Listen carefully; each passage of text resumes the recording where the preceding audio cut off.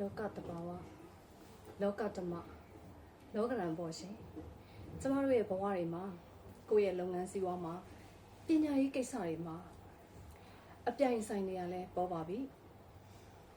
အောင်မြင်မှုတစ်ခုရဖို့အတွက်လည်းခလုတ်ကတင်းတွေကများပါပြီအဲ့ဒီအတွက်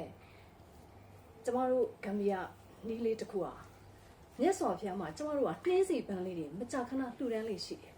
အဲ့ဒီနှင်းစီပန်းလေးတွေလှူဒန်းပြီးဆိုရင်နှင်းစီပန်းလေးတွေကစူးပါတယ်ရှင်အဲ့ဒီစူးပါတာလေးတွေကိုကျမတို့ကပြောင်းနေအောင်ဖယ်ရှားတန့်ရှင်းပြီးမှဖះမှာကက်လိကက်ထားရှိကြတယ်ရှင်အဲ့တော့ကျမတို့မှာကြုံနေရတဲ့အနှောက်အယှက်တွေစူးညောင်ခလုတ်တွေအခက်အခဲတွေကိုဒီနှင်းစီပန်းအစုလေးတစ်ချောင်းကိုခြွေတိုင်းမှာဘယ်ဒုက္ခတွေဘယ်တောကတွေ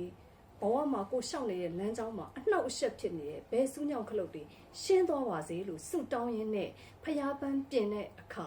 စိုးလေးတွေခြွေတဲ့အခါမှာအဲ့ဒီလိုလေးဆုတောင်းရင်းတော့ခြွေရပါတယ်ရှင်ဒါကလည်းကျမတို့လောကီပညာဘက်ရှုထောင့်ဘက်ကနေကြည့်ရင်ဖះပန်းပြင်ရင်းနဲ့လှုပ်လို့ရတဲ့ဆောင်ရွက်လို့ရတဲ့ဂမ်ဘီယာနီးလေးတစ်ခုဖြစ်ကြောင်းပါရှင်ခုနှစ်ရသားသမီးပရိသတ်တွေရဲ့ဘဝမှာနှင်းစီစုခတ်ခြွေတိုင်းစူးညောင်ခလုတ်တွေကင်းကြပါစေရှင်